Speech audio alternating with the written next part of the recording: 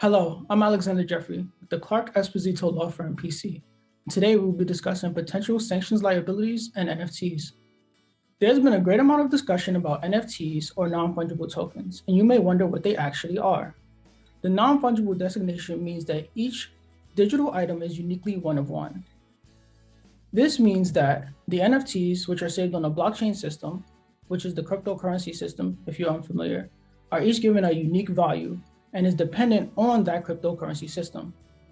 For example, one Ethereum, shortened to ETH, is worth approximately $2,700 as of February 1st, 2022. So, an NFT that is valued at 2 Ethereum is worth $5,400.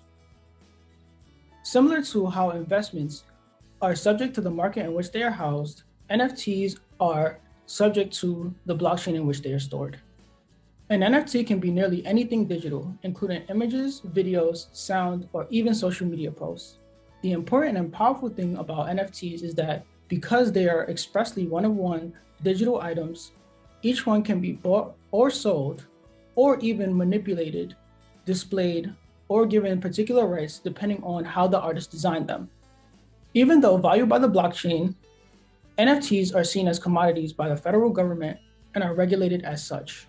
OFAC, the Office of Foreign Asset Control, regulates deemed exports. Deemed exports are defined as the release of source code or technology within the US to a foreign party, even if both parties are within the US at the same time. OFAC therefore requires the blocking of any digital transactions with anyone on their specially designated nationals and blocked persons list. This list is most commonly known as the SDN list. Typically, with deemed exports, they are the export of technological systems and information systems necessary for the building of technology.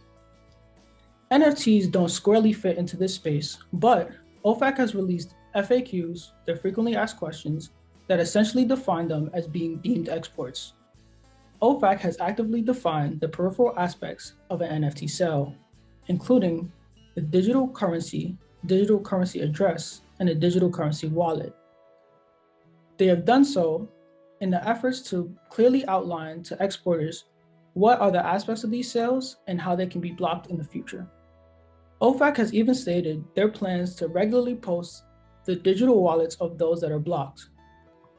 OFAC encourages any exporters to begin building their compliance program around the blocking of individuals that use cryptocurrency, especially if those businesses are run on cryptocurrencies or the peripheral aspects and markets.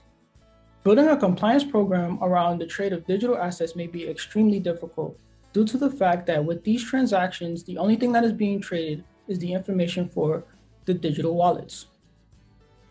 The best way to start a compliance program in this instance is to first block all of the wallets that are listed out on OFAC's SDN list.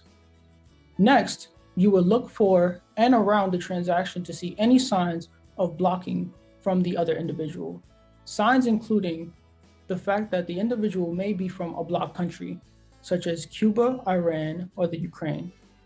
As the use of cryptocurrencies and cryptocurrency transactions become increasingly more prevalent, OFAC will definitely continue to release more regulations as well as give guidance to building better compliance programs around these digital transactions. Are you more curious about how NFTs relate to export transactions? Are you still confused about how deemed exports actually work? Or do you see yourself having an issue related to this in the upcoming future?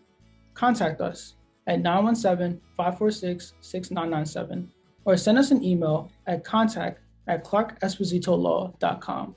We look forward to hearing from you and learning about your business.